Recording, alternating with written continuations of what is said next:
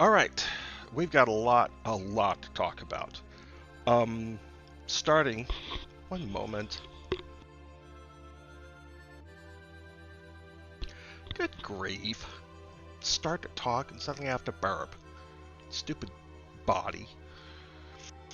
Okay, we got so much stuff to talk about that I had to make a list. First things first, I have a new patron. His name is Nighthawk. Nighthawk, the guy Batman goes to when he needs help. There we go.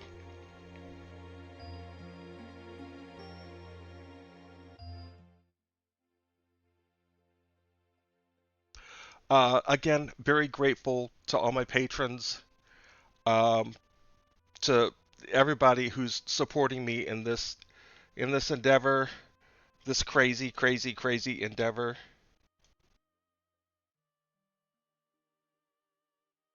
Man, I can't get these levels right to save my life. But okay, I'm sorry. Let's calm it down and actually get into the stream now. Okay, the second thing I want to talk about is Majuular. Um, Majuular's videos have been are amazing. Let's bring him up here.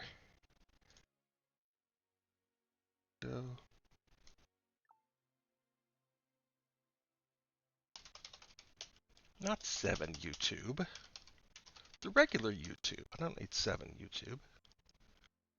Although sometimes I have 7 tabs of YouTube open. Okay. Okay, he has been putting out these incredible critique retrospective videos.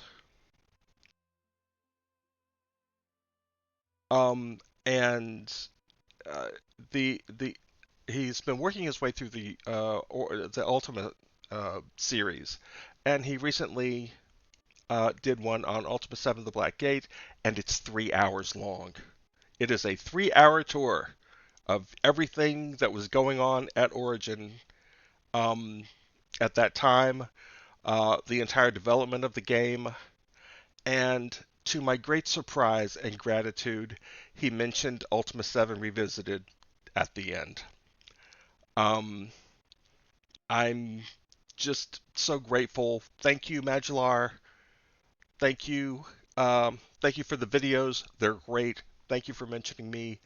Um, let's but another thing I wanted to say is that as I watched the video, it was clear that he and I were very much of the same mind about why Ultima 7 is so amazing.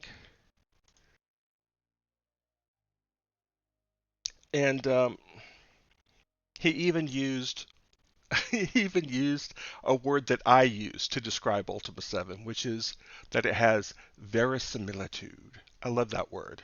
And verisimilitude simply means how coherent or internally consistent something is. Also, it's a fun word to say, verisimilitude. Um, but he's absolutely right. The world of Ultima 7 feels real because of how many interactions there are between systems, between objects. Everything in the world comes together and coheres to make it feel like a real place you could go. And games don't get made like that anymore, unfortunately. Which is why we're doing Ultima 7 Revisited, which is why we're bringing this one back to life. There, I said it. Okay. Now, if you look at my screen, you'll notice that it looks very different than last week. And that's because I am not on Windows anymore. Um, I bit the bullet, um, wiped my SSD, and created 2 partitions, one for Windows and one for Linux Mint, and then a big partition at the end for all my games and stuff. This was It wasn't painless, but it was as painless as a Linux install as I've ever done. Um, and I gotta stop saying I'm trying to train myself to stop that. There were a whole bunch of things that I had to set up. The reason I just did it again. The reason I made the jump now is because a couple reasons. First, I was inspired by a video. Now I'm going to show you this video, and I'm going to put the link to it um, in the chat. This video is very intense. The guy who made this video is very intense, and he uses a lot of uh, bad words.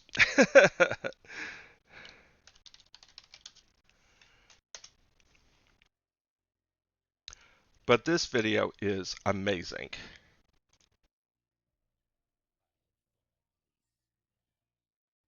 This is How I Broke Up with Adobe by James Lee. I'm not going to play it, um, but I am going to link it. Everybody should watch this video if you don't mind bad language, because he talks about how and why you should break up with commercial software that isn't made to empower you, but to trap you in a subscription fee so that they they get money every month. And he's absolutely right. Um, and one of the things that he did was uh, break up with Adobe, and that enabled him to break up with Microsoft as well. Because when he broke up with Adobe, he didn't need Windows anymore, because everything he wanted to use was on Linux, and so that really inspired me to seriously consider moving to Linux full time, um, which I've done now. It was not painless, but there wasn't. Blank 523 says it's Ableton for me. I don't know what Ableton is. Let's find out real quick. Ableton. Oh, that's what he moved to when he broke up with. Well, I'm presuming. I'm presuming that it's a he. Sorry. A DAW, right. And James Lee actually talks about what he uses for his DAW, um, which, if I recall correctly, means digital audio workspace or something like that. Um, but again, by breaking up with Adobe, he could then break up with Microsoft. And I wanted to do the exact same thing, and I knew I could. Uh, and let's be perfectly honest here.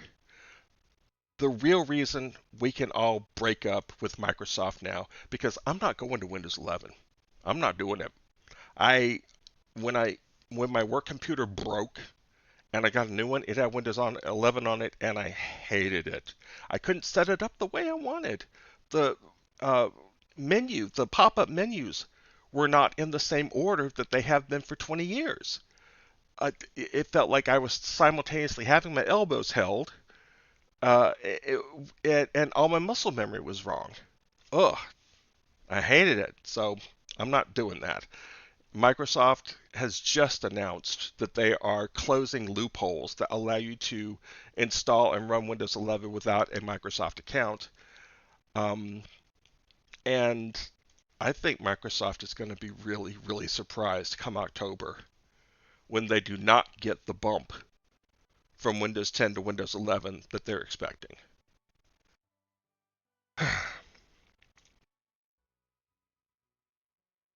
What was I saying before I said that? I was talking about something. I think I remember now.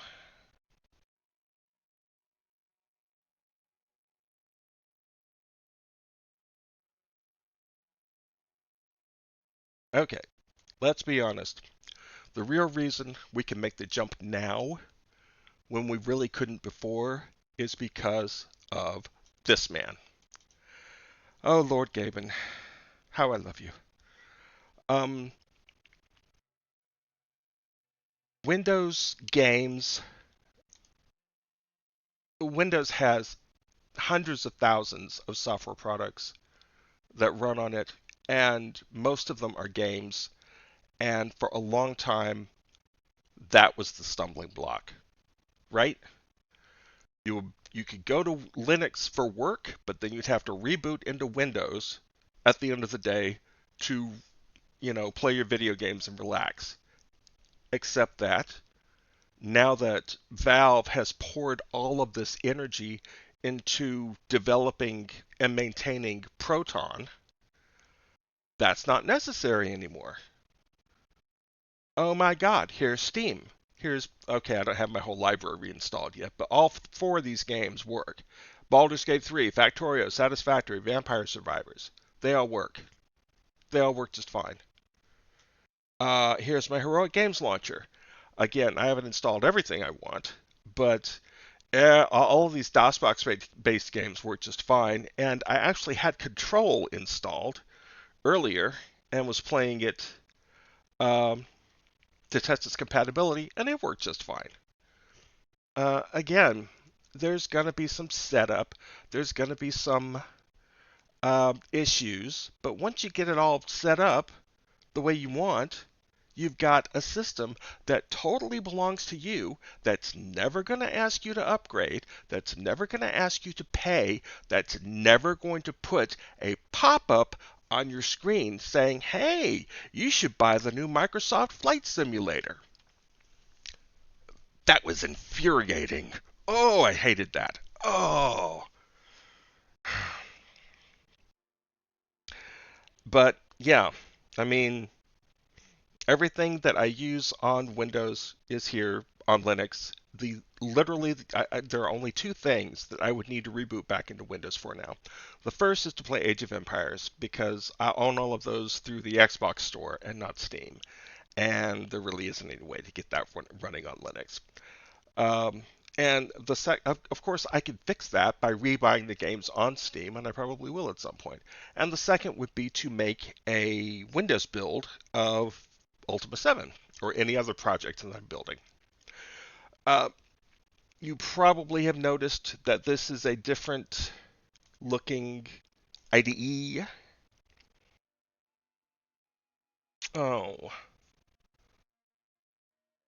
Winwinter01 says, I recently installed Linux, but it's painful because I have a problem with Grub, Dual Boot, and also NVIDIA drivers. Yeah, you're going to have to spend more effort setting it up than you would if you were just running Windows. But once you do, and it's all ironed out, it's fine. I don't know what distro Winwinter was using, but I would strongly recommend Linux Mint. I would have. It wasn't long ago that I would have suggested Ubuntu, but I hate Ubuntu's desktop now. I actively despise it.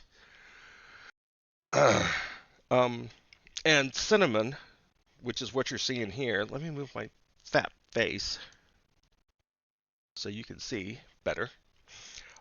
Cinnamon, which is what you're seeing here, is like, you know, the snappy Windows XP start menu that you miss. Um, this toolbar here came pre-installed, but Linux Mint does not by default put toolbars on your secondary monitors. So I looked up how to do that, and it was trivial. Um, Installing Steam, no problem. Installing Heroic Games Launcher, no problem. Installing Spotify, no problem. Installing Discord, no problem. Um, Everything I need is here, and I don't have to go back. And so I'm not going to go back. Oh, oh, okay. I'm sorry, man. I'm sorry. I know that this is a knee-jerk reaction, but Arch is not an easy distro to work with. I know that it's the distro that's used on the Steam Deck, but I mean they did all the setup necessary for you in that case. Oh, excuse me.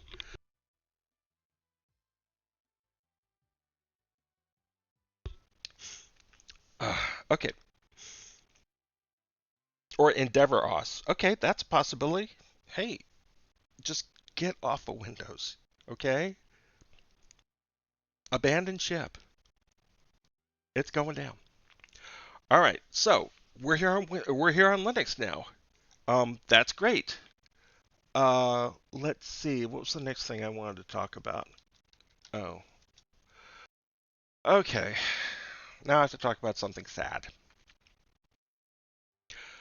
Just a couple streams ago, I was talking about WWE 2K25, how proud I was to have worked on it, how good it turned out, uh, the overtime I put in during January and February to get it up and running so it could be shipped, and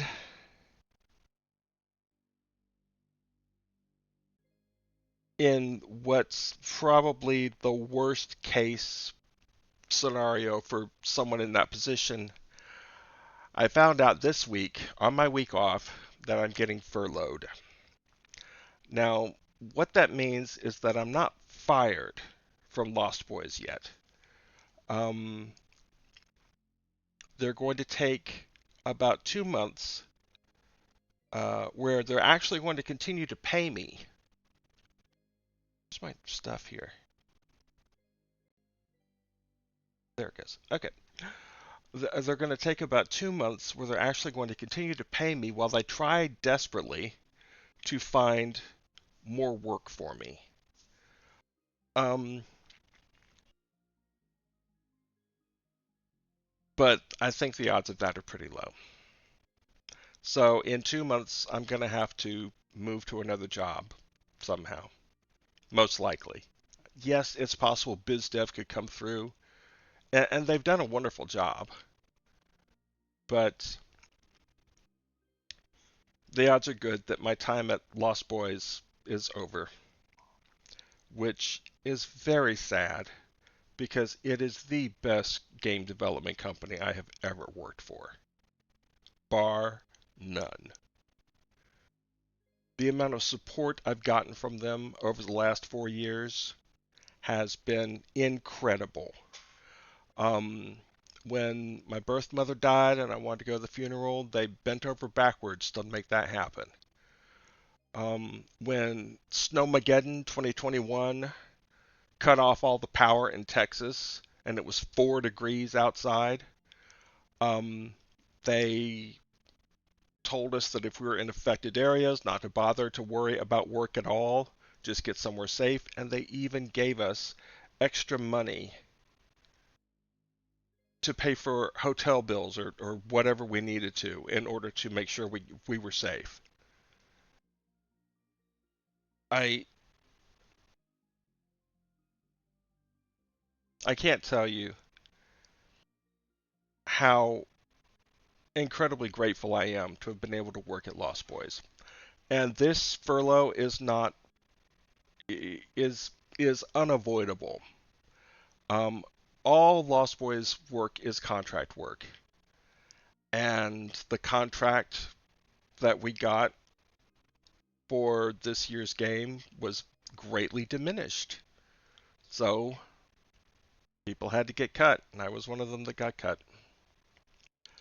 Um, I hope that I can come back to Lost Boys at some point. Um, if not, I hope I can find another job, PDQ. Um, but that does mean that temporarily I'll be able to spend a lot more time on Ultima 7 Revisited, just like I did this week. Now, I didn't get everything I wanted done this week. Uh, I was dealing with the furlough. I was reinstalling. I spent a day, reinstalling Windows and Linux. Um, but I did get some stuff done, and boy howdy, did the artists come through again. Let me show you stuff. Here we go.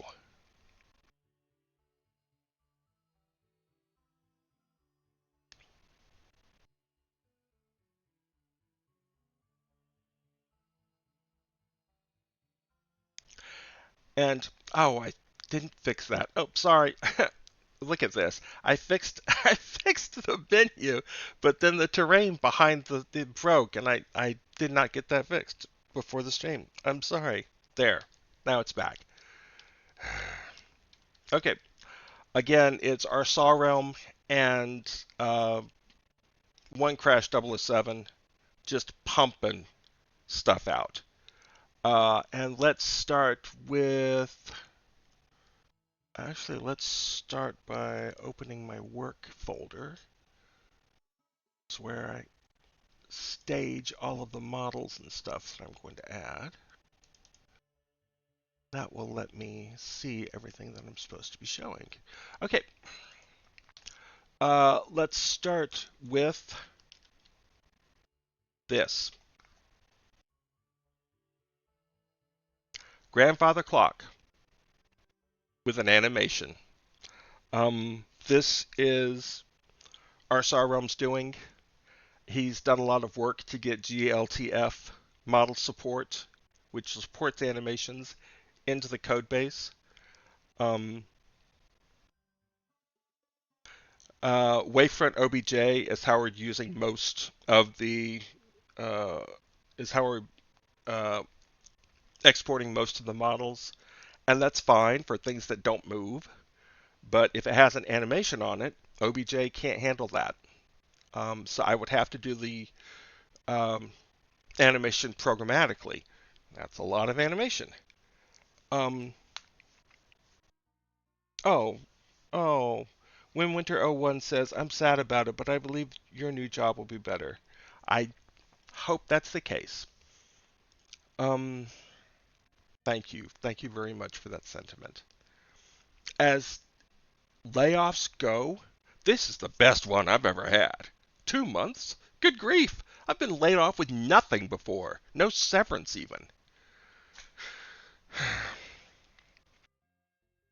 I remember the first time I was laid off from a game development job. It was at Origin Systems.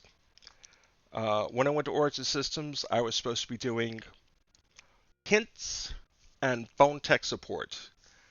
And I, uh, when I was interviewing for the job, um, they asked me, "Do you want to move up into development?" And I said, "Yes, yes, I do." And they said, "That's great, but you have to work in tech support for 18 months before you can do that." And I was like, "That's fine. No skin off my nose. Let's do it." And that was when I went to Origin. And then, just about 18 months later, there was a round of layoffs, and I think it was the first one that Origin had ever had to do. And I remember I remember um, the phone system that I was using to answer tech support calls suddenly stopped giving me calls, and I knew what that meant. I got called into the conference room. I go in there, and there's Marie Williams, my direct report, and Kay Gilmore, the department head, and Kay was just crying her eyes out. Um, I'll never forget that day. But that was the first time I got laid off from a game development job. Wasn't the last, but man, that day hurt. Uh, anyway, what was I talking about? The clock. The clock. We've got this nice little grandfather clock with an animated pendulum. And I know someone might say that doesn't look like it fits the rest of the aesthetic, and that's a that's a point, you know. But this is a new subsystem that we're introducing into the game. Animated models, support for animated models. So no, they don't look exactly the same way they do as the OBJs that I've been producing and everybody else has been producing.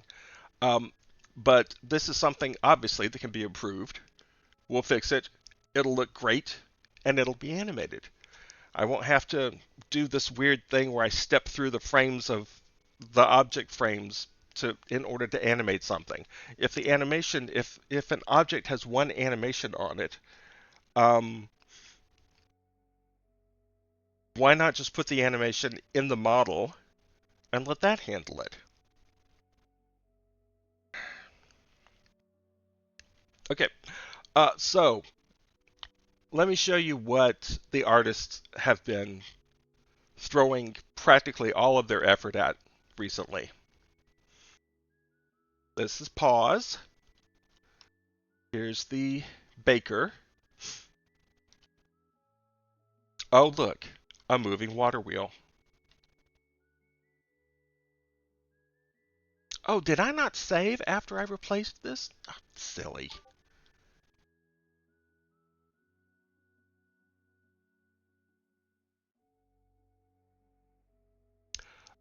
Let's see. Mesh.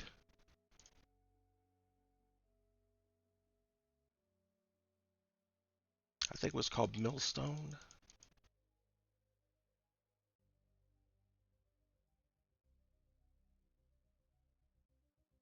Once again, I need to find a way to get through these faster. Millstone. There we go. Okay. Oh, it's too small. Way too small. But you can see it's got an animation baked into it. The wheel rotates and it never stops. So there's no reason not to just go ahead and bake it right into the model and be done with it. So now we've got the wheel spinning and the millstone spinning. We have to we have to fix these uh, axles. Excuse me, and these gears. But hello, Father, says someone named Meadowglow. I don't know which of my girls that is. It could be any of them, honestly. Oh, uh, can somebody follow me? Uh, I just want to see the eldest. I would like if somebody follows me, I should have a notification pop up now. I think. I think I got that working. So if somebody new could follow me, and we might be able to see that.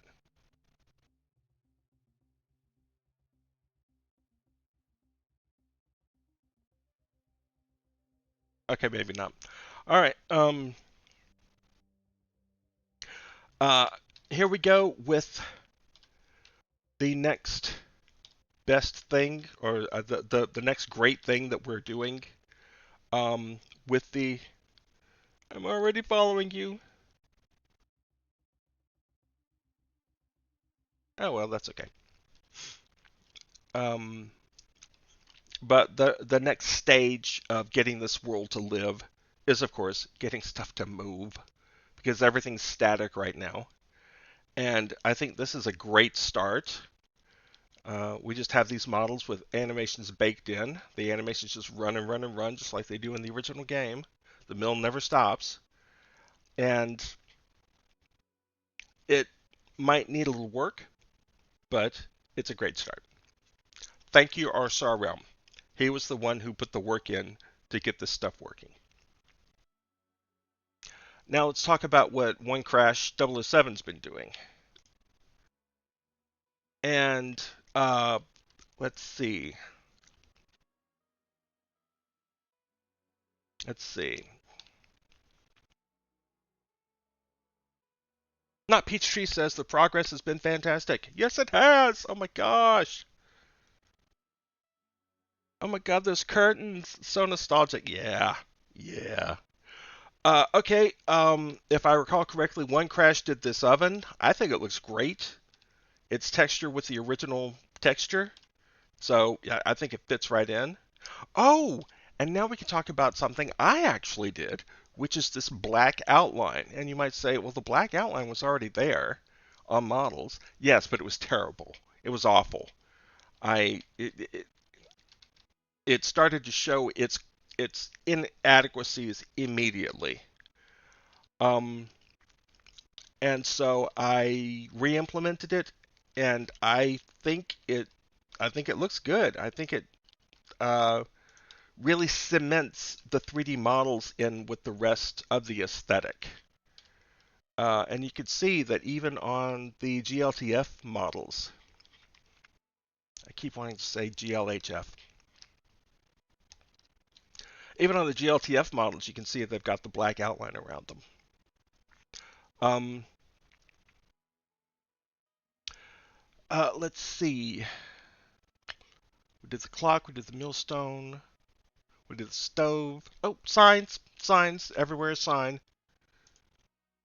I don't actually like that song. I wish I could zoom in on them better. I need to fix the close, but One Crash 007 worked on the signs this week. Here's the barbers, or the tailors. Here's the armorers. Here's the uh,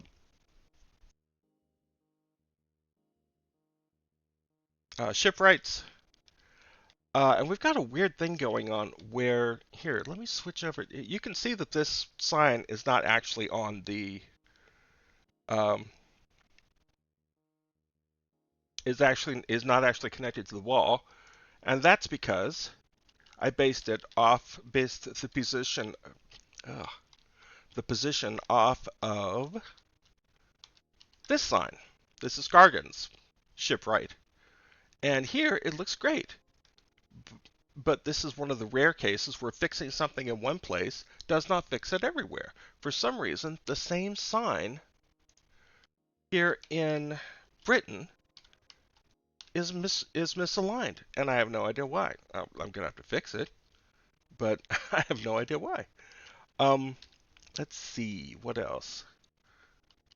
He did the stable sign here in Trinsic. Ugh, look at it! I love it. Um, oh my God, the body. Oh, okay. Yeah, I've seen that so many times that I've forgotten that he's there. Sorry. Um, but yeah, just some fantastic work from everybody. And then we get to the other couple things that I got done this week, um, which is people are now containers. You can double click a person and see what they're carrying. Clog's got his fellowship staff and his fellowship amulet. His wife has her amulet. Yolo has he's got his crossbow, he's got bolts, he's got an abacus, he's got food, he's got armor, etc., etc. And I know this isn't drawing, right? But what is important is that it's drawing at all.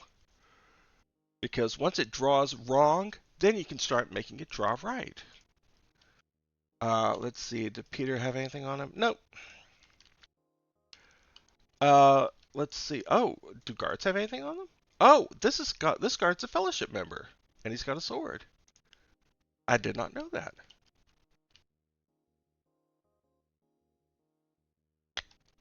Who else do we have? Who else do we have?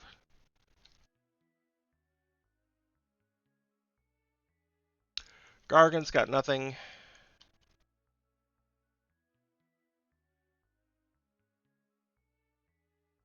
Who's this lady? I don't remember. I don't know all of the names off the top of my head, unfortunately.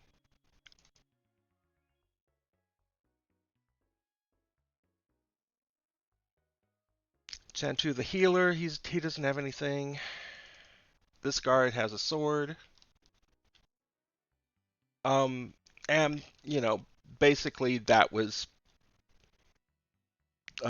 one of the two things that I wanted to get done this week, and it actually got done, despite all of the distractions. The loading of the objects and inserting them into containers, which are then attached to the NPCs, which can then be accessed via, double clicking or opening up their inventory. That was one of my goals for the week, and I actually got it done. Now, my other goal for the week did not get done. I started on it, but I did not finish it, and that's conversations. This is as far as I got. If you double right click on someone, you have entered conversation state. The minimap disappears, so this whole area, of course, will become text. Uh, the initial text for the conversation that this person starts with, and then down here, uh, here in the middle will be your options that you can click, and then down here will be anybody else's stuff when they want to chime in, because you won't believe how much extra text there is in the game where your companions will chime in when you're trying to talk to somebody. And that's one of the reasons why you should have a lot of companions. Otherwise, you won't see all that stuff. Oh, excuse me. Um, so, conversation system, very bare bones. Bare bones. I'm sorry I didn't get more done on that. But, I've got all next week to work on it.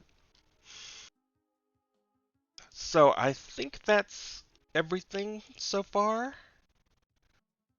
Show off everything the artist did this week. Show off people as Gumps. The black outline. Show the water wheel. Yes.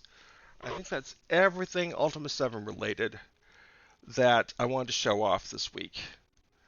Um, and again, thank you all for coming and I mean, I'm not ending the stream right now. I'm sorry, but thank you all for taking your time to take a look at what I've been doing.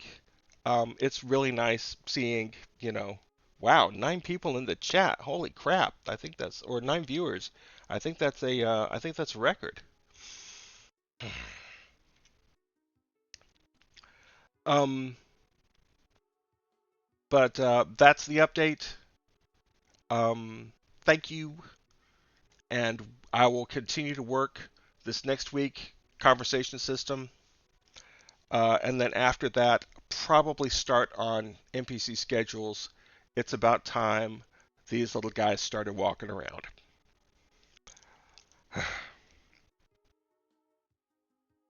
It really makes me happy to be able to uh, talk about all of the stuff that I've been doing. And it really makes me happy that we're getting really close to the world starting to live. I'm so excited. Okay, that part of the stream's over. So now we're going to do the retro gaming part of the stream. And I put up a poll. It ran for almost 2 days. And the 4 options were a game from Bullfrog, a game from Origin Systems, a game from Apogee, and a game from Accolade. And Origin Systems won handily. I should probably stop including that because it always wins. So here's what we're going to do. We are going to play Wing Commander Privateer. And not only are we going to play it, I'm going to show you how to make it better. How to make it a better game than it was without having to do anything to it, really. For some reason, all of the other games in my library work just fine. Privateer, and don't come at me about my pronunciation of Privateer. That's just the way I've always said it. I, read the word in a book when I was young, and that's how I said it in my mind. Um, and it stuck, and I'll always say it like that. And I'm sorry. There's nothing I can do about it now. Okay, but here's what I want to do. We're going to play some Privateer, yes, but we're also going to mod it using DOSBox. Because there's something that I have discovered, and that's playing old flight simulators. I mean, you used to have a joystick, an actual joystick. Um, Here, let me show you a picture of one. What was that one called?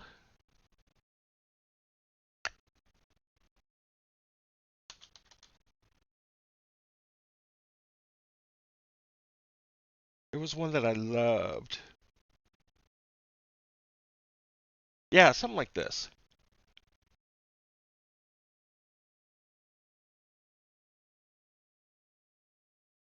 Yeah, you need something like this. An actual flight stick that you put your hand around and move around with these big gross movements. And it's got a little hat on top that you could use to change your view, and what's effectively a D-pad and lots of buttons, etc., etc., etc. If you had one of those, flight simulators were great. If you didn't, they were okay. They could also be great, but you would be pecking at your keyboard a lot, in addition to, playing with the joystick. We can fix that because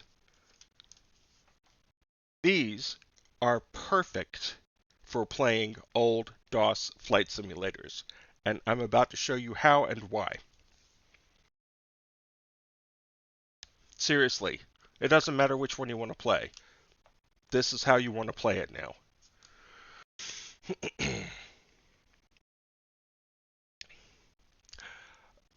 Let's see. Where's the document? Where's the document? There it is. Okay. Here's a quick reference guide for Privateer. Shows you all the keyboard commands that you need. With any, Metaglow says, with any controller or with a specific one. Any controller. This is just an example. Get an Xbox or a PS or a PlayStation controller, hook it up to your computer, and, you know, for starters, Linux picked it up instantly. I didn't have to do anything to get this working. Uh, but like I said, the fact that you've got two sticks, a D-pad, and a slew of buttons on here means that you can do this. We are going to start Privateer. Oh, I forgot. The music's not working. I don't know why. Only the sound effects work. Okay. Now we're going to, in DOSBox, this is a feature of DOSBox, not Privateer, we're going to press Control F1. This, I hate that it goes so small, but this is the keyboard mapper. Any key on the keyboard you can map to a button on a controller. To speed up, you press plus on the controller. Let's add that, and now hat O up will speed you up. Hat O down will now speed you down. You have to press G and W to cycle through your guns and your weapons. That's extraordinarily annoying. So let's press W, add. Left button will now cycle through weapons. Right button will now cycle through guns. These control your MFDs. Let's put those on the hat as well. Let's see, tab is your afterburner. Let's put that on the right trigger. If I recall correctly, the gun and missile fire buttons actually do already work, so that shouldn't be a thing. Let's see, anything else? How about press N for your nav map. Let's change that to start. And we're going to save that. And now we're going to come in here and Alt Tab so we can recenter it. And now we're going to start a new game. Enter name, Anthony. Enter call sign, Anthony. Okay. Now, let's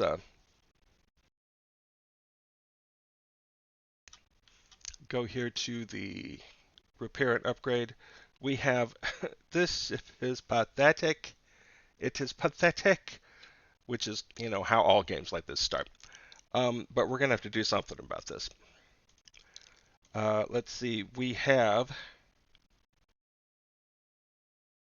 a laser, plasteel armor, which is the worst one, a shield generator,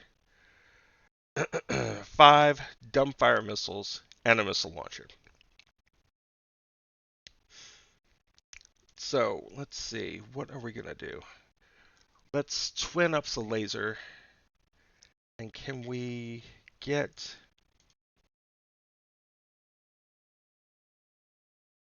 better armor? If we sell our plasteel, will that be enough to buy tungsten?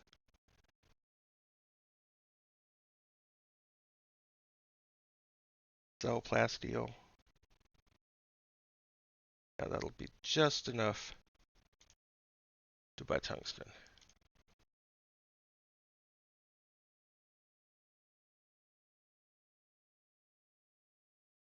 There we go. All right. Now let's get a mission from the mission board.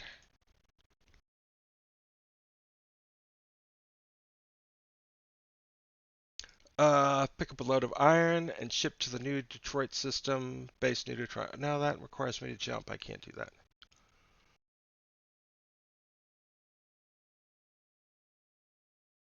Report to Helen. We'll accept that. Okay. Now let's save.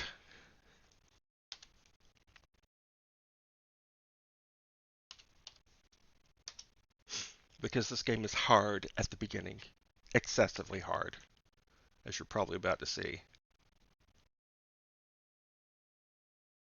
Okay, guns on.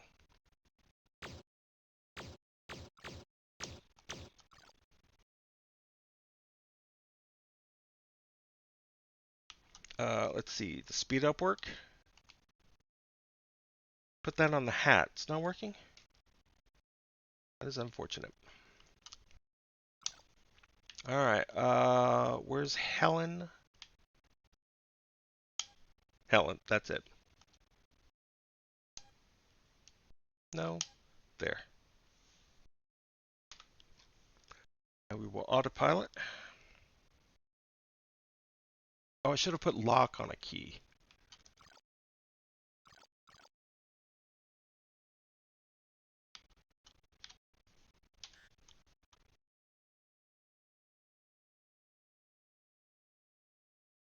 Okay, it doesn't like the hat. Okay, I don't have... Oh, I can auto?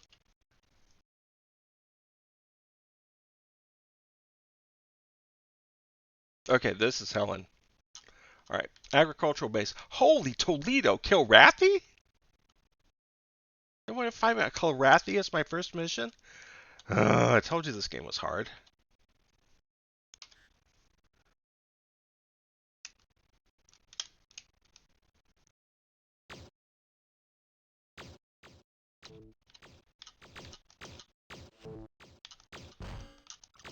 Yikes!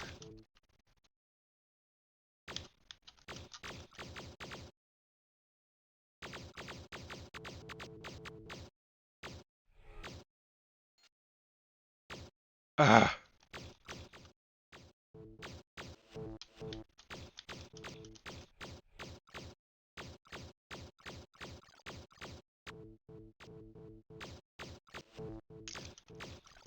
See, he's got lasers and mass drivers. I've only got lasers.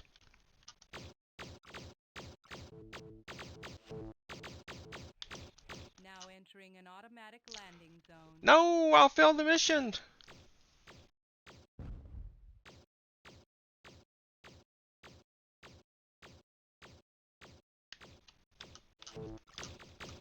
Now Entering an automatic landing zone. No!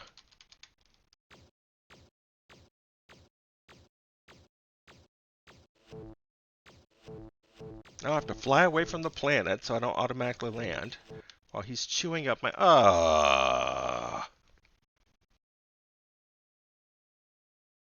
Poop.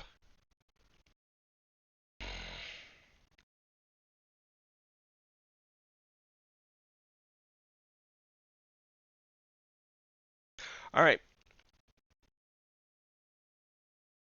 Fire torpedoes. Oh, I probably should have done that. I love the way the plans are drawn. Oh, yeah, this was the absolute height of, DOS 320 by 200, 256 color pixel art. Well, I failed that mission. So, let's see if we can get another one. One that isn't next to a planet. Elimination of a pirate. Troy War of Pyrenees. If there's multiple systems, then it won't be the one that you're in. You have to jump.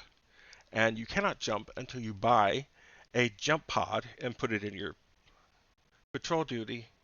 5 designated patrol points. I don't think... Retro's at nav 3. Okay, I'll take that. Retro's at nav 3. Accept.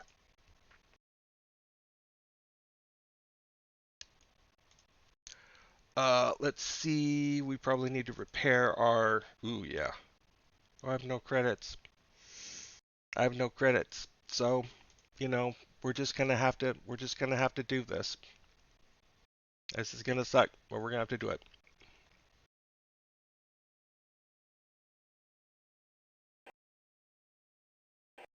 See, my scanner's busted.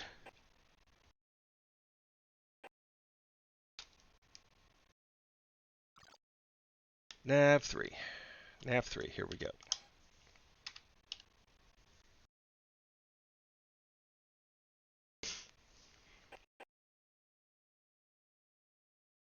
Traitor to humanity, feel our wrath.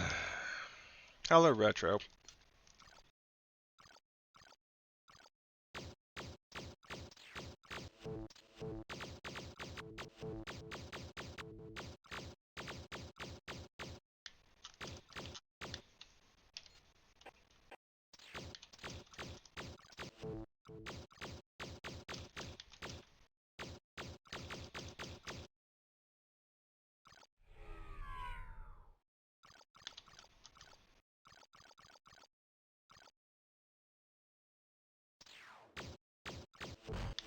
Ow!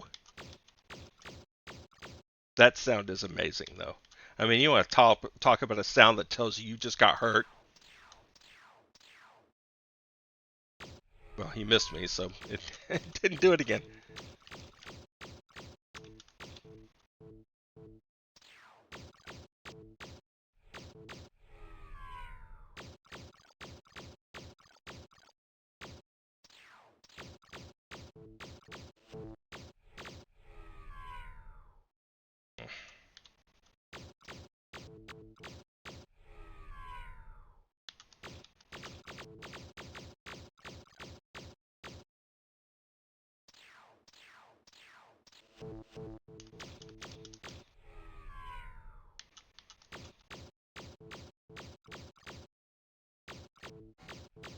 Aha! That sound means I'm actually doing him structural damage.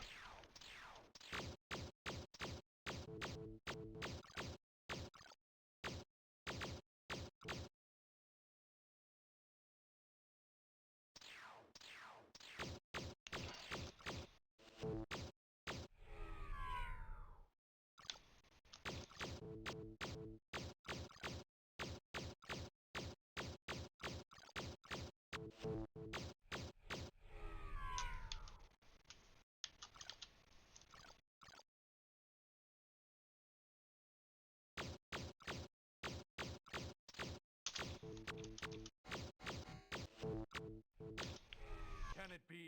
Has the God of man abandoned us? Yes.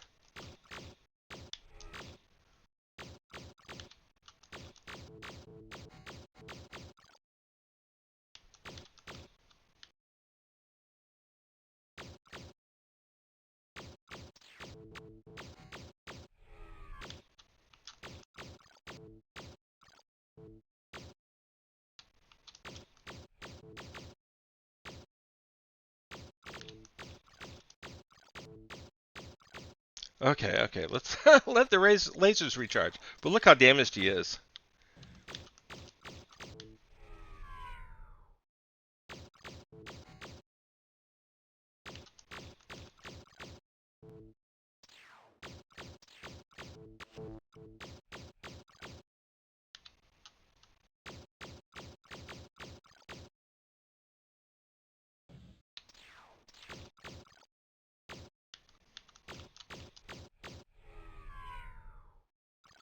Okay, something's wrong with my key bindings. I can't fire a missile.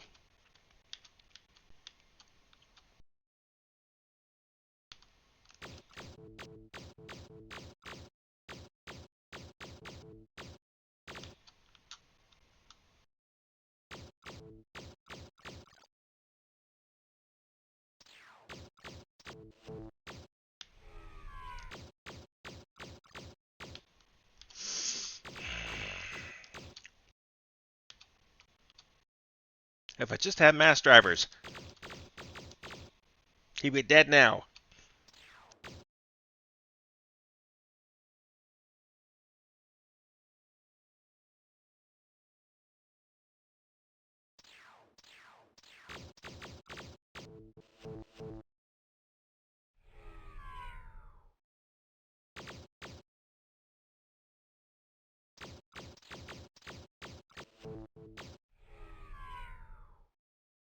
Sorry, what? Yeah.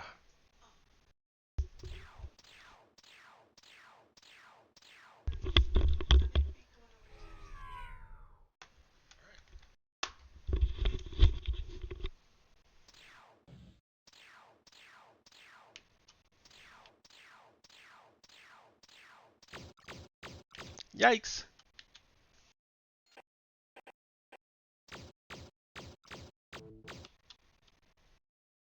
He's hurt bad, but he got all of his shield back. Come on, come on, come on, come on. Ugh. Okay. That is the sound that lets you know that you just took a hit. Not on your shield, but on your actual ship.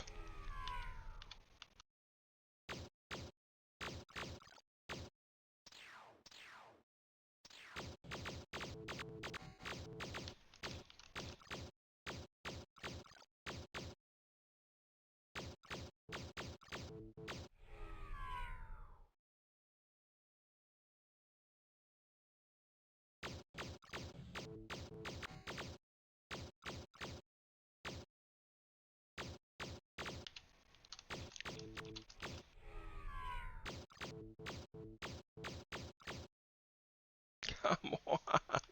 I just need to kill one guy and finish one mission. Suddenly I'm Seinfeld.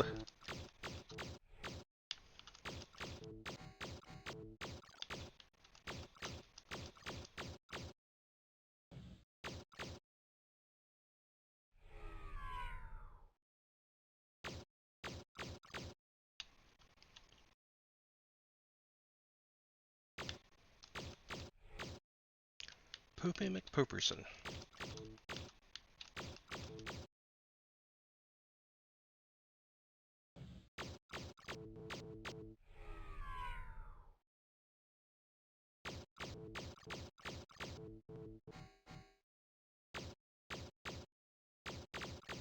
How many times am I going to do him structural damage without killing him? Ah, look at him.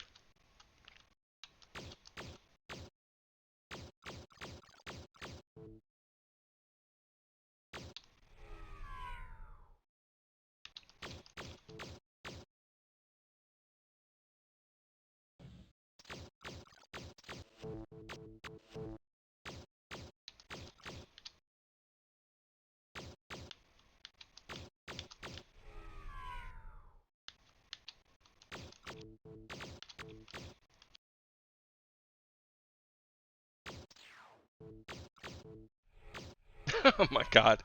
This is ridiculous.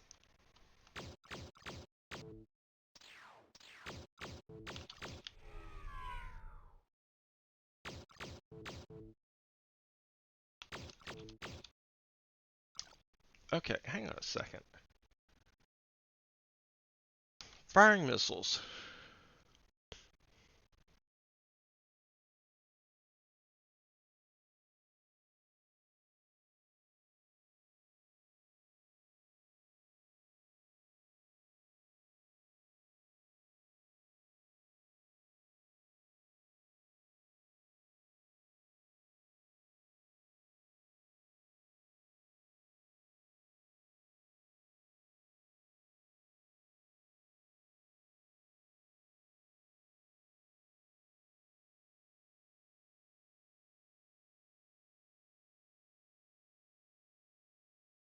I can't remember what the...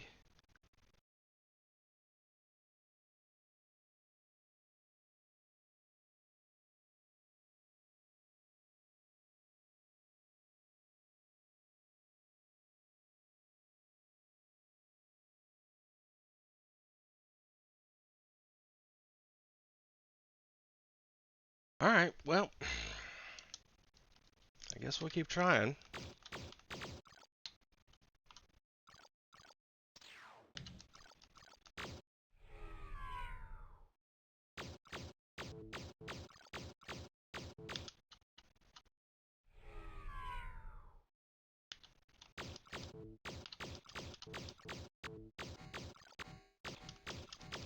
Please blow up. Oh my god! Are you kidding me? Look at him! Red in every system, but won't blow up.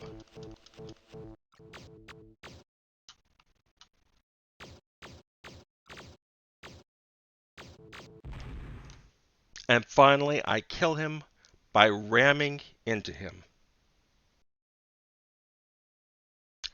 That was pathetic. But he's dead.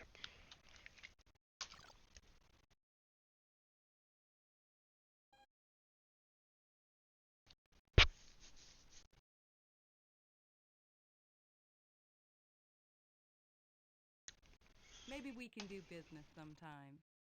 That would be nice. Okay, afterburners aren't working.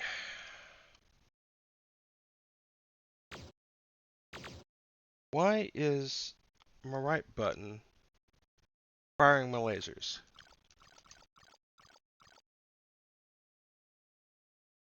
See, it's not a panacea.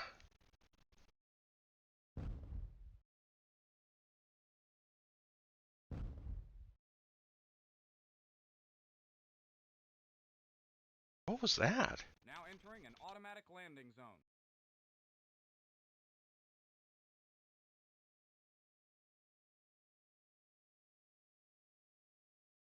Okay.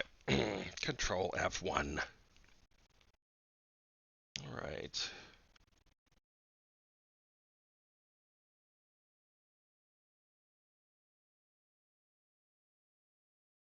One joystick driver button 0.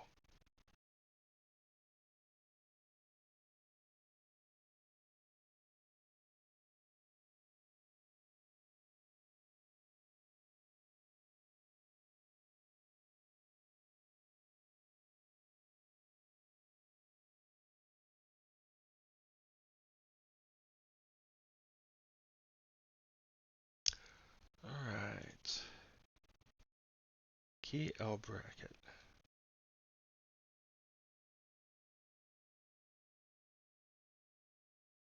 Key R bracket.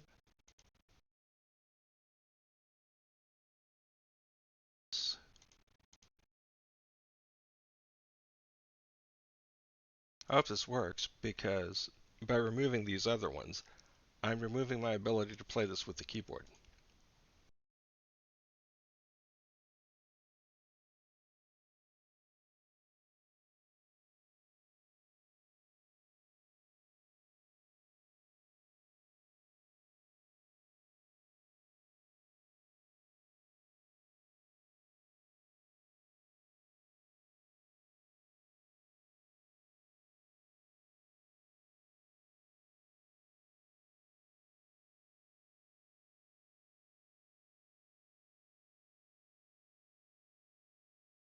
All right, let's bind Afterburner to Y.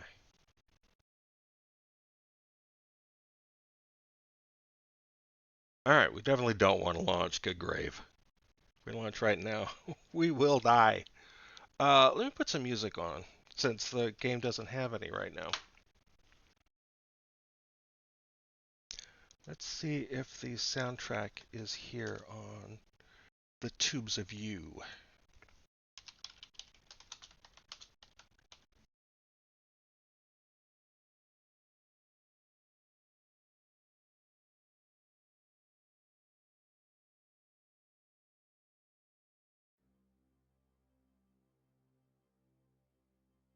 Oh, I think that'll do.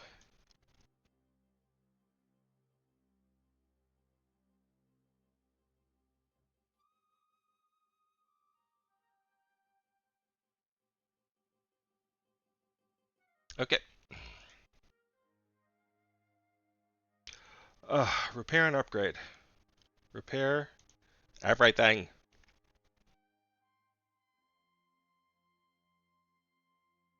Okay, we have 6,000 credits now.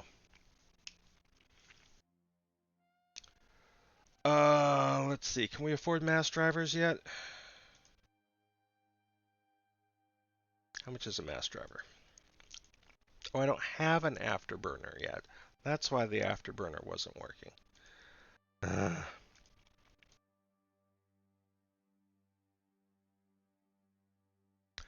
Mass drivers 1,500. Would have to sell a laser.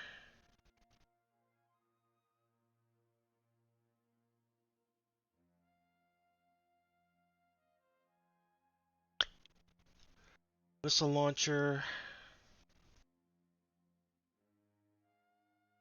I don't want to sell that. Okay, now we're going to put on some mass drivers. This is a good thing and a bad thing. Okay, yeah, this is on the Privateer soundtrack. Needless to say, it's one of the tracks that plays, during a special cutscene or something. Okay, now those mass drivers are going to take up more power. In order to offset that, I need a better engine.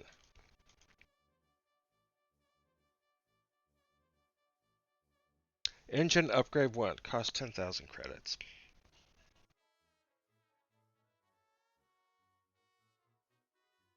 Okay, fine. Fine, fine, fine. Let's sell the missile launcher.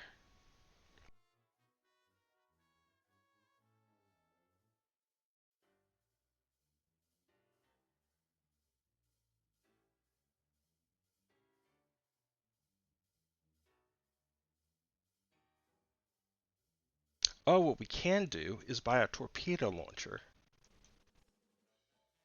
for cheap.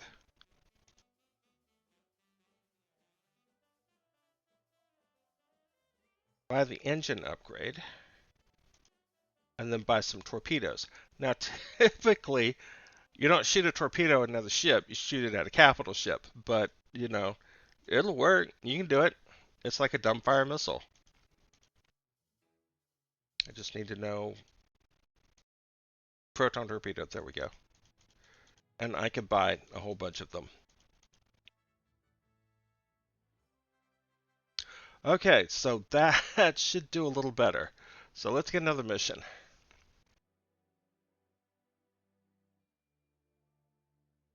And we're going to go ahead and do Troy or War. Pick up a load of iron and deliver it in Tangerhof. Nope. Helen, I'm not doing the thing. I'm not doing the thing again where I have to dance around the planet. Navigate. Ah, that's not much, but we'll take it. And let's go ahead and save. Always save. Save after every mission. Always save. Okay, let's launch. See if this works any better.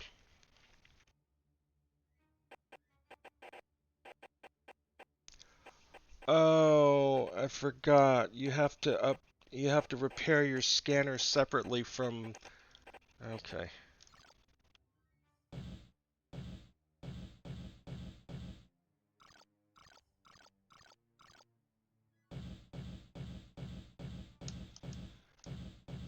Okay, that's good. You can see the bar, the red, green, and red, yellow, and green bar.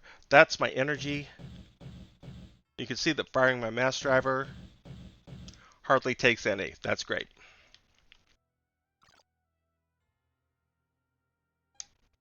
Oh, I did not mean to do that.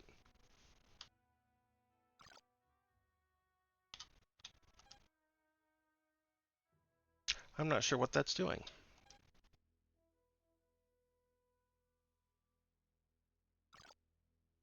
Guess we'll have to do it the old-fashioned way.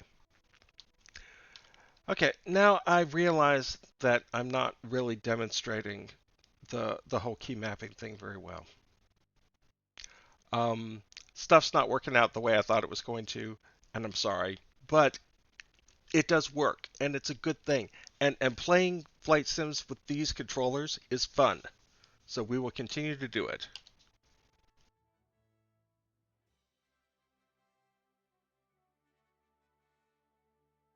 All right, are we pirates?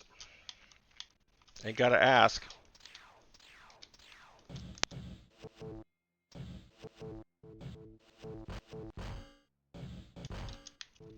Woo!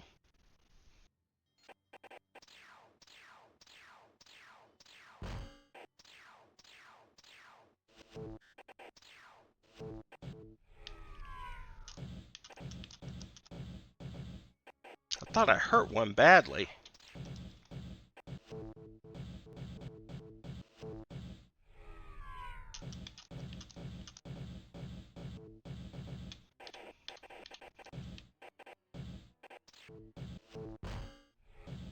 Dump your cargo before you blow, will ya?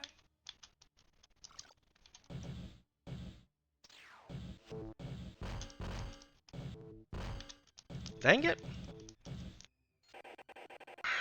Why can't I fire my missiles?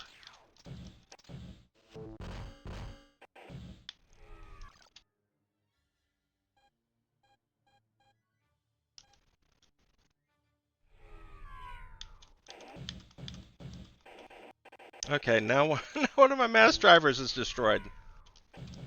So only one can fire now.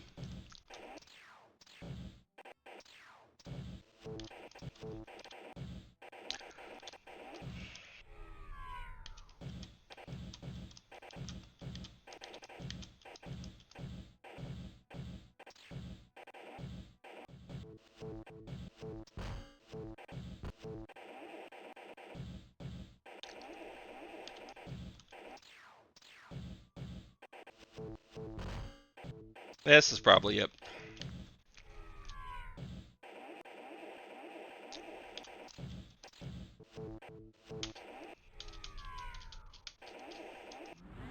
Oh, it's enter. Enter fires missiles.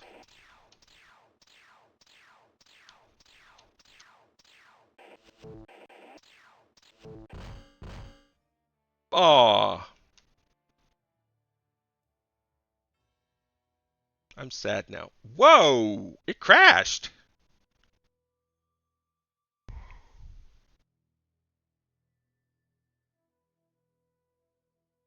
No! Yeah. Okay. Maybe we should play something else. Um, Second place was Bullfrog.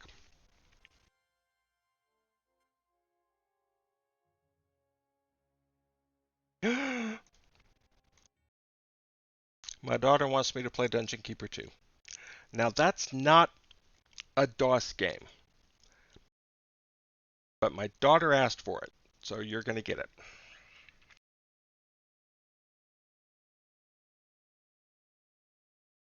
Let me find it here.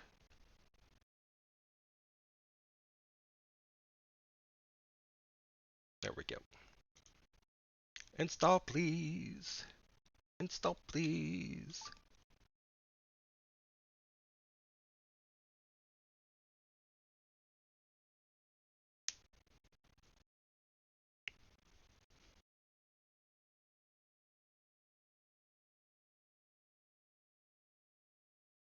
What? 8 minutes? Are you kidding? This thing came on one CD.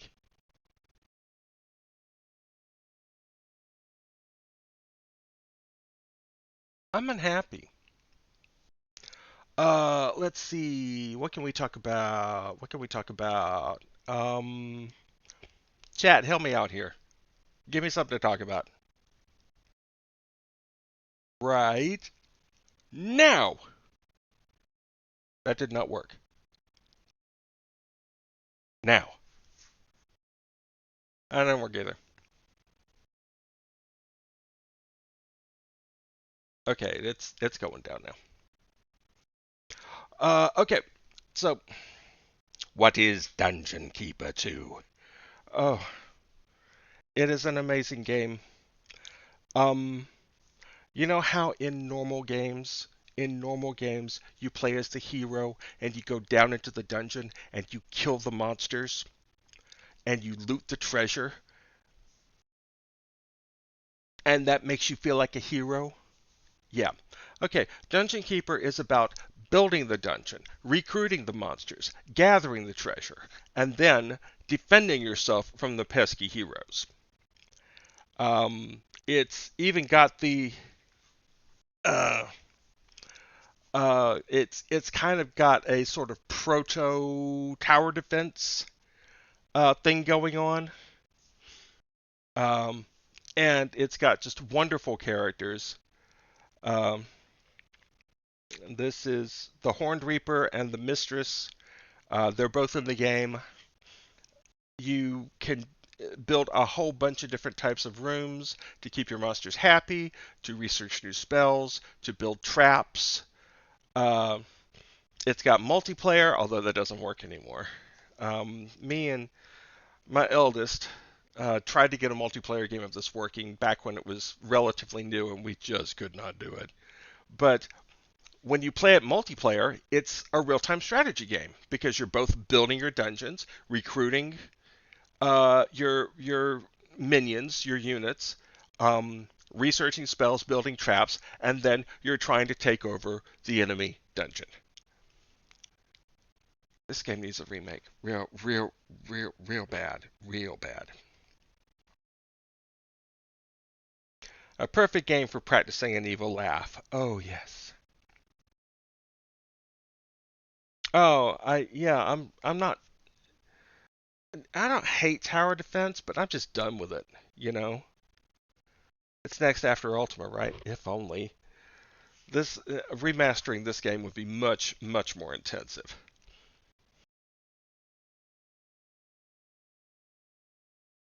Come on, you can do it. I believe in you. You can do it.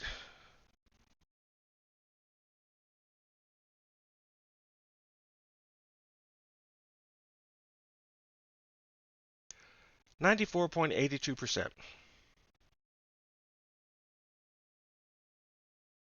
Okay, there we go. Processing files. Have you played War for the Overworld? Okay, War for the Overworld is sort of the unofficial Dungeon Keeper 3. And no, I've not played it. I'm sorry, I should. I just haven't gotten around to it. Uh, it's not retro. I think about 4 to 6 years old. The spiritual successor to DK2 in every way. It was a really good game. I'm going to definitely check it out. All right, launch options. Dungeon Keeper 2. Play now. Hopefully this won't be too loud.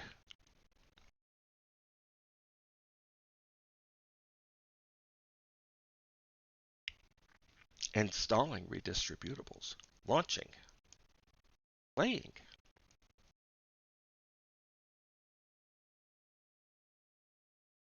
That looks good.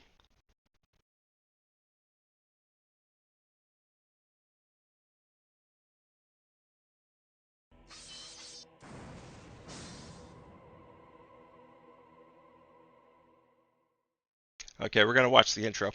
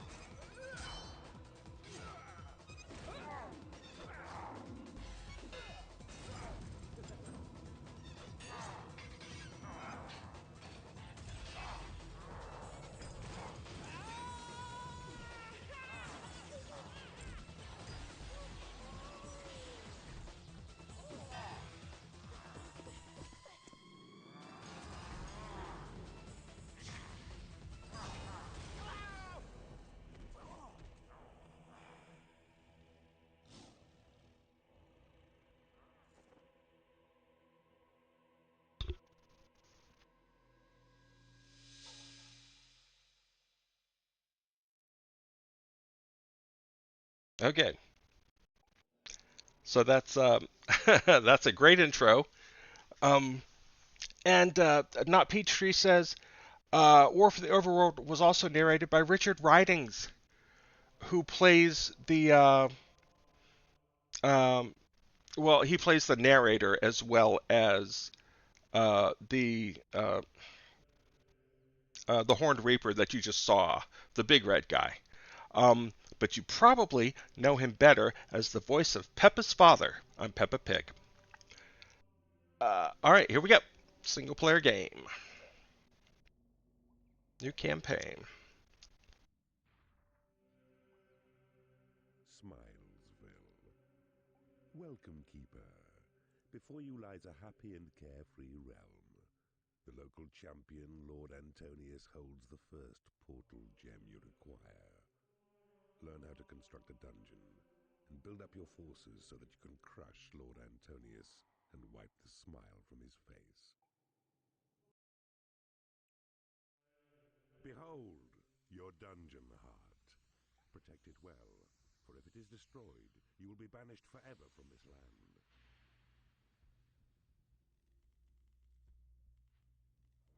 Here walks the goodly Lord Antonius. 'Tis he who holds the precious portal gem, but only when you've mustered strength sufficient should you challenge him and claim your prize.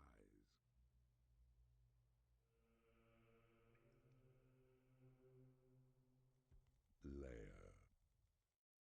Hatchery. I love this game so much.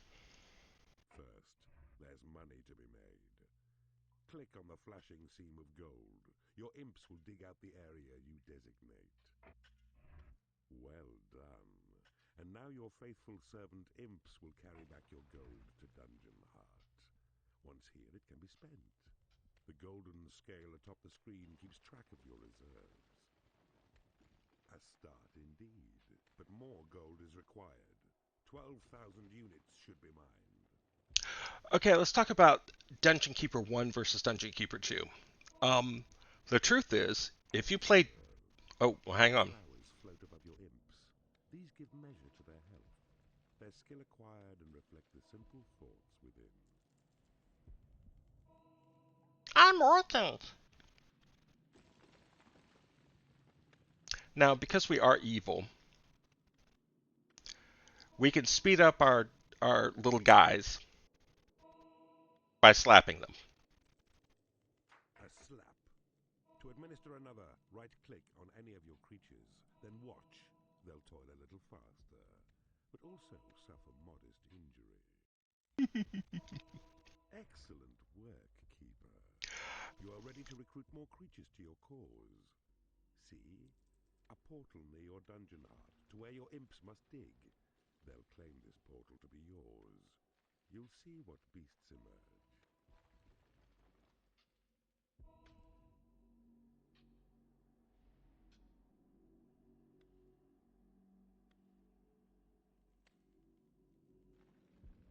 Your dungeon heart is full of gold. No more than 16,000 can it hold. I'm sorry I'm not talking. I don't want to talk over Richard. He's amazing. Uh, but if you play Dungeon Keeper 1, then this game is going to feel very familiar because almost all the mechanics are the same. It's just Dungeon Keeper 1. Now it's... Behold your portal, the gate through which new creatures enter your domain, drawn forth to use the rooms which you provide. It's just Dungeon Keeper 1. Look well. A goblin has entered your domain. On his own, he is a cowardly beast, but in a horde becomes a useful fighting force. But with a real 3D engine. And Your goblins need a lair where they shall sleep. Tag the flashing area to guide your imps to dig sufficient space. and it actually got dinged a lot by the press for that. It's Dungeon Keeper with all of the bugs fixed and all of the problems removed in 3D with a new interface. And that apparently was a problem for some of the reviewers. I don't understand the gaming press at all. The truth is, you don't have to play Dungeon Keeper 1. just buy Dungeon Keeper 2 off of GOG and play that. But you can see that it's got this oblique perspective that I love so much. And you can also see that you can rotate and zoom in and out just like I've implemented with Ultima 7 Revisited. It was when I played games like this that I thought, this is what Ultima 7 should have looked like. And, that's what I'm trying to do. Oh, someone's talking. My dad let me play this when I was less than 10 years old. Good. Now build. Click on the flashing tab to see the choice of rooms. Select the symbol of the bed. Then make a lair that's big enough to hold as many creatures as can be attracted through your portal. 3 by 5 will prove sufficient. Remember, such constructions cost you gold. You must build a hatchery. Click here. Select the symbol of the chick. Then click over empty tiles of land you've claimed to build the hatchery. Your lair is built. Now right-click to cancel building mode. The hatchery. A place where creatures feed on favored food. The eggs will hatch and chickens then emerge to satisfy their appetites. Okay, let me... Progress, keeper. Shut up, Richard. Your goblins are well rested in their lair, and their bellies full with juicy chicken flesh. Now keep watch, for very soon more goblins will arrive, and then your numbers will be strong enough to challenge Lord Antonius. Okay. Let me tell you how that happened, okay? She was supposed to be in bed. She snuck out of bed. She was supposed to be in bed, and that's why I was playing this game. Because this game has a lot of evil stuff in it. You can build a torture chamber and torture people. The Oh, servants of Antonius have broken through your walls, and you can move your gaze to see them now by right-clicking on the flashing blade. But worry not this time, for it is only dwarfs, who, feeble as they are, pose little threat against your goblins. okay. The hapless enemy dwarfs are being crushed. Observe the white health flowers which appear above them. When they're near to death, you'll see that only one last petal shows. And what he doesn't tell you, and you find out later, is that when they get to this point, before they die, if you build a prison, your imps will drag their bodies into the prison, and then you can heal them. Why would you want to heal your enemies? Because then you can put them into the torture chamber and torture them until they agree to join your side. That's Dungeon Keeper, baby. But yeah, she was supposed to be in bed. I'm playing Dungeon Keeper. Suddenly there she is at my elbow. Ooh, what's that, Daddy? And once she saw it, wasn't much I could do. Especially since it was basically a little city builder.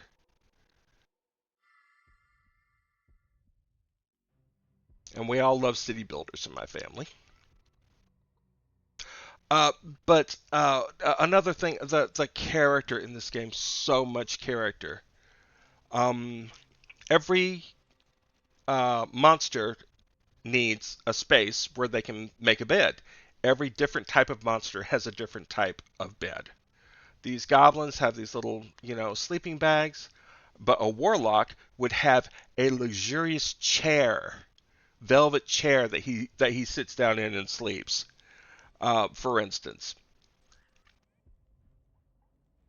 All right, now we're basically just waiting to get enough goblins. Oh, we got 7. That's plenty. Oh, let's see. Okay, here we go.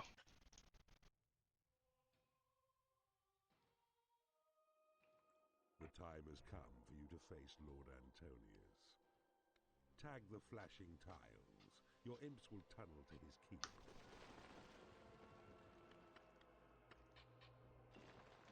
Look, a secret. Oh, I wonder what it is. I don't wonder what it is.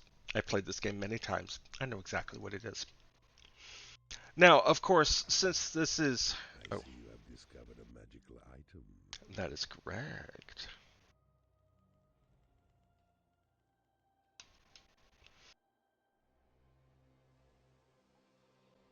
raises all of your minions by 1 experience level. Um, because it's basically inverted D&D. All of your monsters have their own levels. You can't equip them, but you can build a training room so that they can train and gain levels faster without having to risk their lives. Your creatures have been blessed with experience. So now all 8 of my goblins are now at least level 2. Time to dig it out. If we dig this out, this area is where Lord Antonius is. And there will be a fight.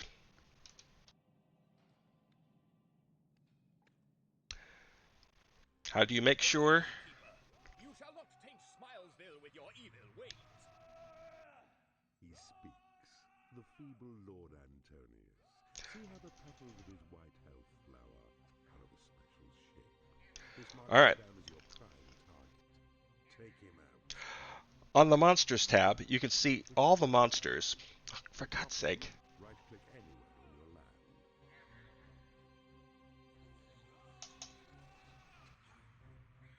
Okay. I just picked up all 8 of my goblins and dropped them right in front of Lord Antonius so they can attack en masse. Now, when you drop a monster, it is stunned briefly. So, Bravo, keeper. Lord Antonius is fallen. The portal gem lies aside his helpless form, in wait for Horny to collect it so it's yours. And comes he now? ah yes, Horny, the Horned Reaper.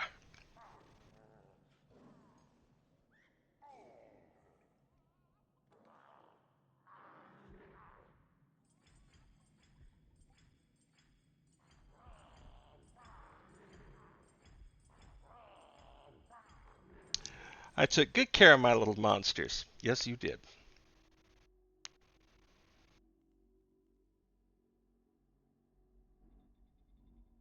Now, the goal of the game is to find all of these gems, because once you do, the Dungeon Keeper will be freed from his underground prison and be allowed to exit into the overworld, which is why the spiritual successor is called War for the Overworld. Devise new spells in the library. The training room lets creatures improve their combat skills. Hot lips.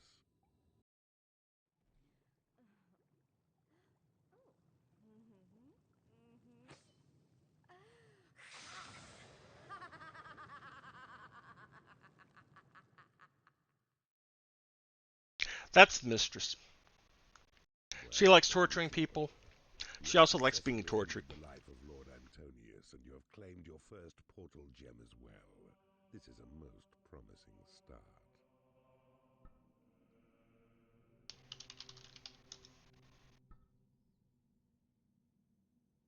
Okay, this map is great. I love how the little, sectors bounce up and down.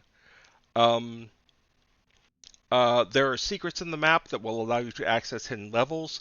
This will be represented by, you being able to go in a new direction on the map that you would not normally be able to. Um, so let's do level 2. Sing song. A joyous land filled with light and music. Let us silence their wailing voices once and for all. This land is defended by Lord Darius, a far tougher opponent than Lord Antonius.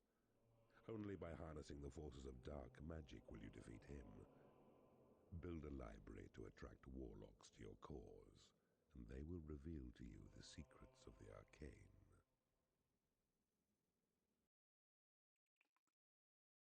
The good Lord Darius presents himself against you now. He's more worthy as a foe. But use the rooms you won from Smilesville to good employ, and you'll slay him dead just like Antonius.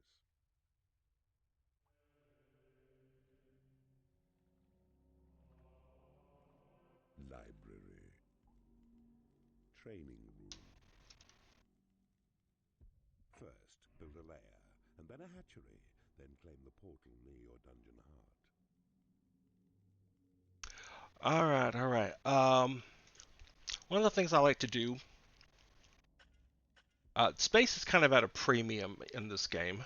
You're going to end up with almost a dozen different room types. Excuse me. So what I like to do is build in this sort of L shape, which allows me to put a room here, and then dig further back so I can put another room back here. Now I won't be able to do that here because that's solid rock. But in general, that's how I work things out. It's also nice if you can put a big room on one side and a small room on the other, so you've got like your lair and your hatchery, where they sleep, where they eat. All right. Now we want to dig out some gold before we get to the portal because monsters got to get paid. That's why they have all that treasure on them when the adventurers kill them, because I paid them. Now, if you think about it for a second, that means that the dungeon keeper isn't that evil at all. He doesn't steal his gold, he digs it out of the ground. He doesn't coerce his minions to fight for him.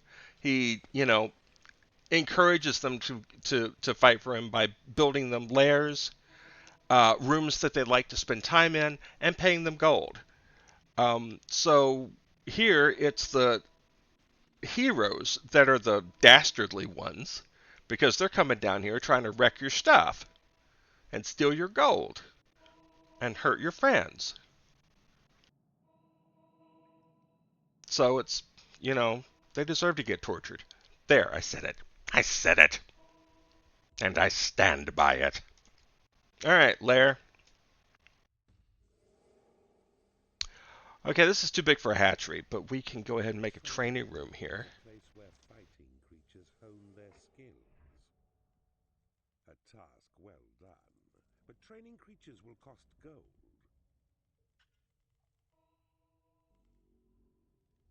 Okay, I meant to mention this earlier, but there is one very significant change between Dungeon Keeper 1 and Dungeon Keeper 2. This is gold. This is your mana. You need mana to cast spells. Right now, the only spell, well, we don't even have them yet. We have to get some warlocks in here to research them for us. And we've got some training dummies already.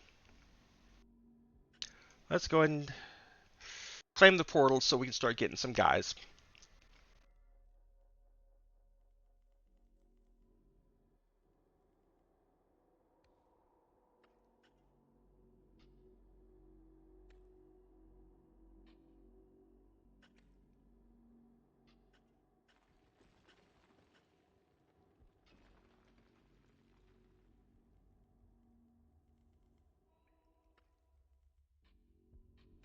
Your dungeon heart acts as a treasure room. In the first game, it did not.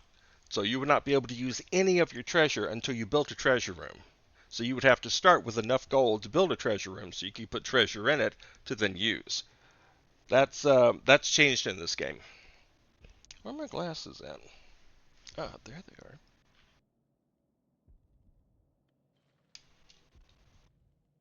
Job creator. Upstanding member of the community. That's us.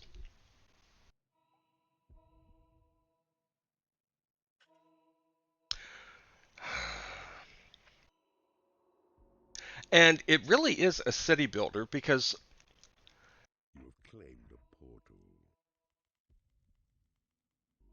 in the modern parlance, typically in city builders, you don't build things directly, or you don't control your little people directly. Like in Settlers, you don't control your people. You don't click on one and tell them what to do. You just go, okay, this needs to be done, and then your people, little people, go and do it.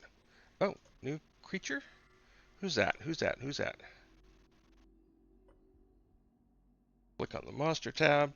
Oh, it's a goblin. It's just a goblin. All right, let's see. They need to eat, so... Okay, I'm probably going to have to expand that. Let's go ahead and do that. Now, I love how it's dark on the walls that haven't been finished. because finished walls have torches on them, but unfinished walls do not. So you can actually see, when a room is completely lit up, it's because that room has been completely finished by the imps.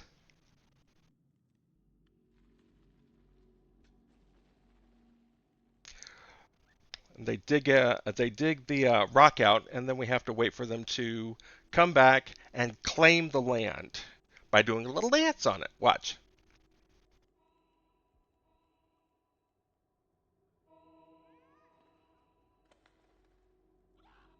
There. Now this land is mine. This land is my land. It's not your land. I will defend it with traps and monsters. The basics of your dungeon are in place, but now expand it with a library. Design it square to maximize the space for scrolls, and let your imps make stronger walls to hold more shelves. Your creatures make good progress. One improves his skill to level 2. A creature can train as high as level 4, but that's the limit. Further skill can only be attained out on the battlefield. That's true. And the highest level is 8. And a lot of monsters undergo a transformation at level 8.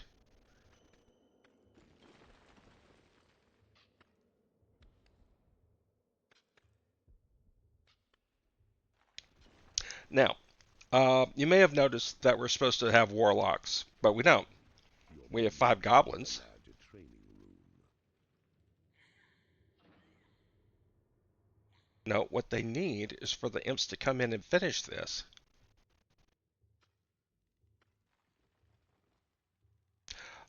What was I saying? Okay. Warlocks will not enter your dungeon unless you have a library. That is the kind of room that they like. So again, we are encouraging them to join our dungeon. We are not coercing them.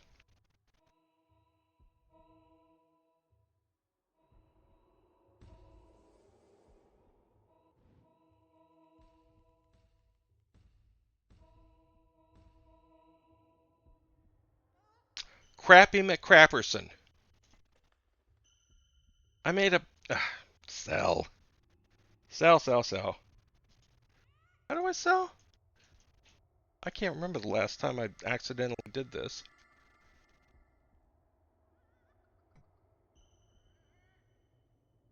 Are you kidding me?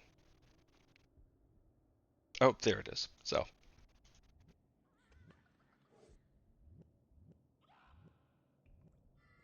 stream stupidity.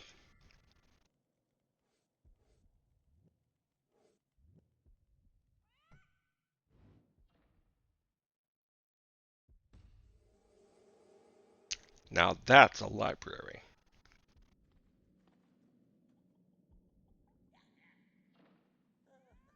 Okay, while you can't. Oh, hang on. A warlock has arrived to study spells within your library. His research will serve your magic well. Restrict him not, though, to his books, for when in battle he may prove formidable with fireballs. Again, that is the case. While you cannot give your imp specific orders, what Every you can do. piece in Oh, your library will attract another warlock to your realm.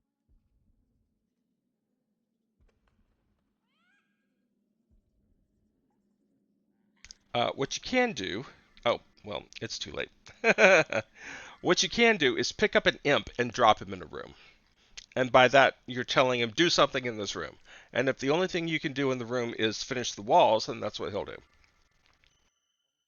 You may have noticed the little blue blurs underneath them when they run around. That's because they're level 3, 4, 4. Um, as imps get in higher levels, they gain new abilities. Gold is needed. It's Oh, out there, ready to be mined.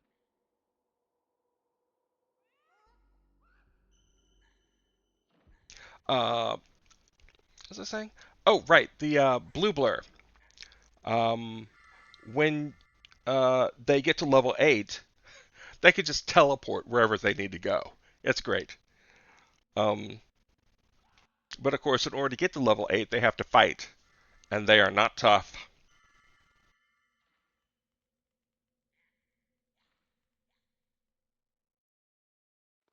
Come on, come on.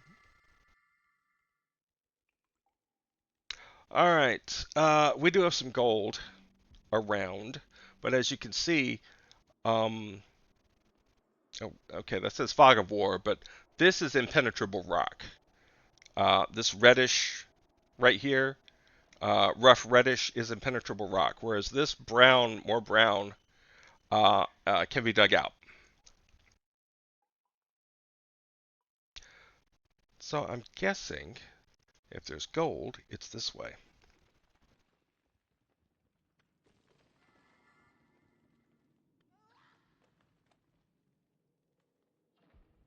Your imps have found some dwarves. These righteous little I pests swear. stray onto your land, and if they do, destroy them, for that's what they deserve. All right, pitched battle. Right now, all I can do is watch them fight.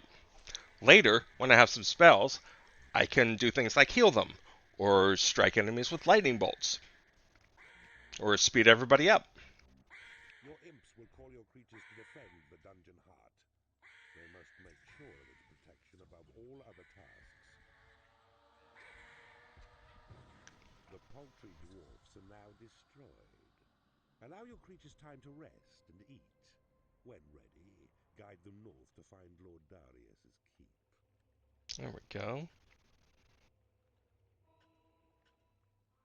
Here's the gold.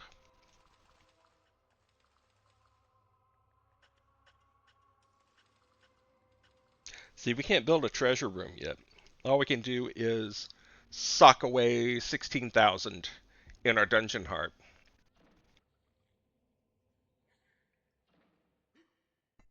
Okay, research is happening. We have 6 bookcases. Your creature picks it up. A right click on claimed land, then lets it drop. Be wary though. Don't drop them too near enemies, for the dropping stuns these beasts a time and makes them vulnerable to enemy attack. That is correct. This was something that was added in Dungeon Keeper 2 because multiplayer games in Dungeon Keeper 1 were broken. They weren't really that fun. And the reason was because there was no limit to where you could drop your guys, and there was no limit to where you could pick them up. Which means if your guys are in trouble, all you have to do is come over here to the creature tab and click a whole bunch of times and put them in your hand, and now they won't get hurt anymore. Currency of magic, and it's this you spend each time you cast a spell. Your mana level is shown in green atop the screen. Your land will gradually renew it as it's spent.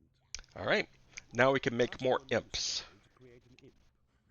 So open now the panel Spells and select the imp's head symbol. Then cast it with a click on any land that's yours. Notice that he said any land that's yours. You've made good use of your warlock's studious research.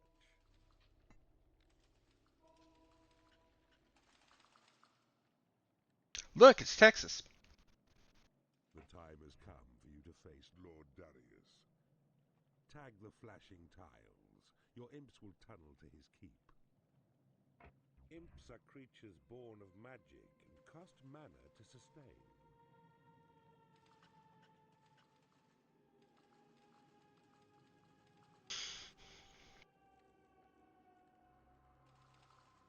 Okay, this minus right here that you're seeing, that's what's called payday.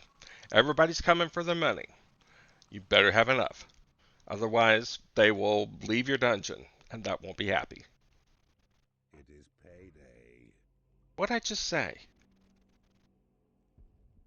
Anywho,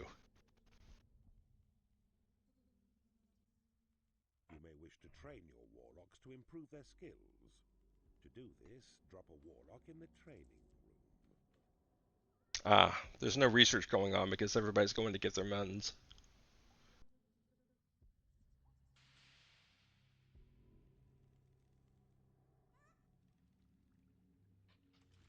We could do it now, but I don't wanna. I want to get all the gold first. And there may be secrets here.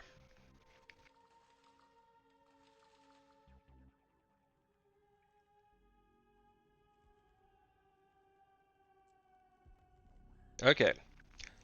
Research has resumed. There's my create imp spell.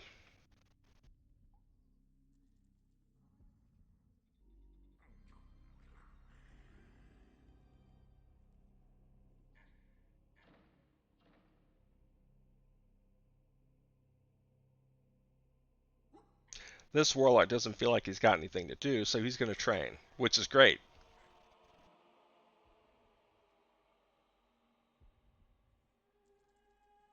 Come on.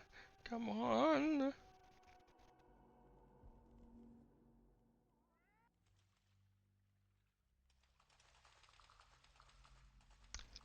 Guys, oh my god. Dig this out, please. Okay, so two differences from the first Dungeon Keeper that were very important. Originally, everything in Dungeon Keeper was done with gold. Everything. You paid for your rooms with gold. You paid for payday with gold. I have studied further, offering you another spell to cast, through which a thunderbolt is yours to hurl against such foolish enemies who dare invade your turf. Cool. All right. Now you may notice that there's a little gold outline starting around this. And when that happens, this spell will be upgraded. And the imps that it creates will no longer be level 1. I don't remember what level they are, but they may be 3. Not sure.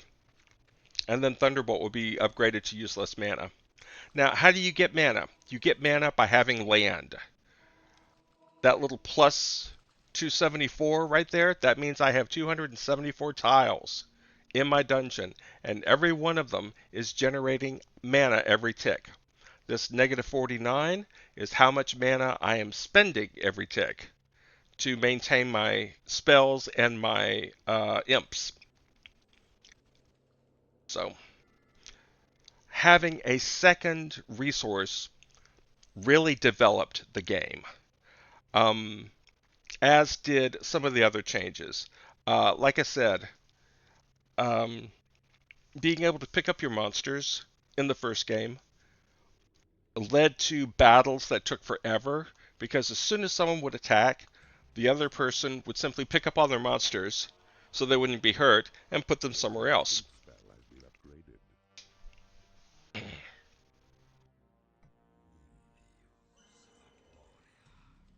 Oh, dang, he's level 4 already. Cool.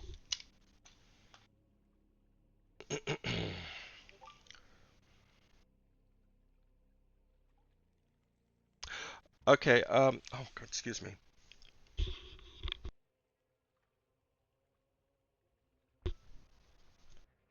Um, so that's why they put in the stun mechanic. When you drop uh, a monster now, he is stunned briefly. Not that big a deal if you're on your own land, but it's a big deal if you just dropped him in enemy territory because of the second change. If your monster is not on one of your claimed tiles, you can't pick him up anymore. So that was a huge change that actually turned this into a fun multiplayer game. And there are a lot of levels that are basically skirmish matches against the computer because you will encounter enemy dungeon keepers and you will have to raid their dungeons and eliminate them by destroying their dungeon hearts. Okay, that's good enough. Let's get this out of let's get this done.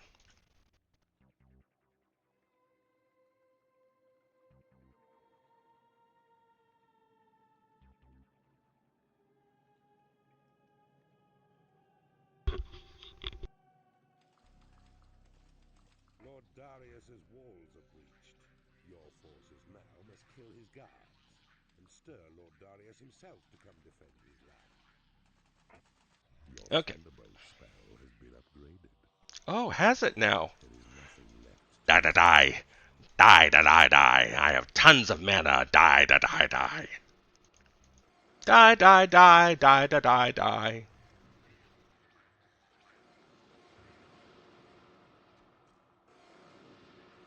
There, I softened him up for you. Oh, that single goblin's in trouble.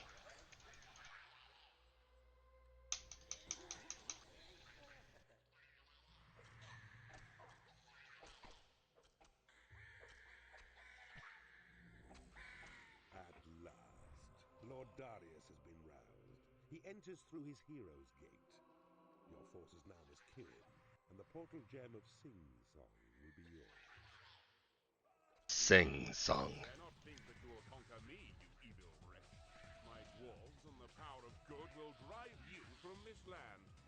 I don't think so, man. I got 13 monsters here.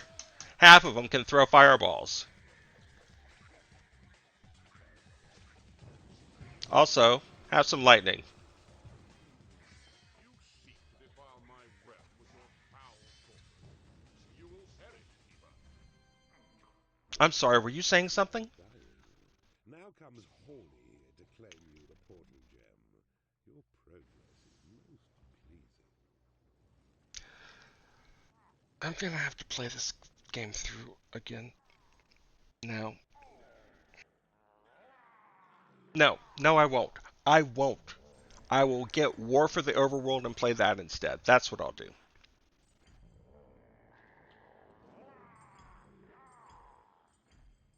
I love the water. It's very cheap, but it's effective.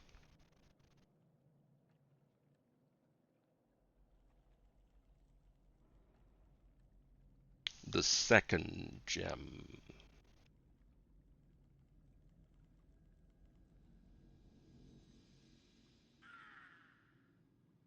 Huh, some graphical issues there.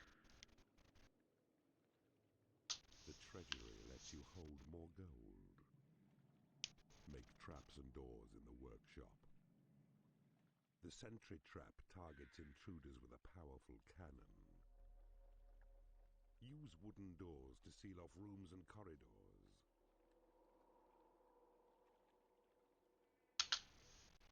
Nunchaku.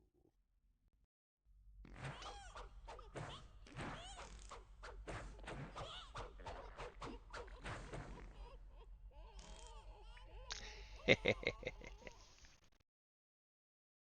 see you blasted Lord Darius off the face of the realm. A most entertaining way to claim a portal gem. Oh, there was a secret and I missed it. Her singing turned to screaming has been a tremendous joy to my ears. Okay. I hate to say it. But I think it's time to be done.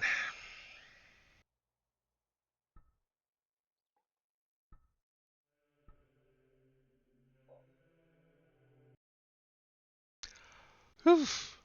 Um, my mouth is dry. I need some food. Um, so I'm gonna call it here. Love you all. See you all next week. Things are gonna be okay. Good night.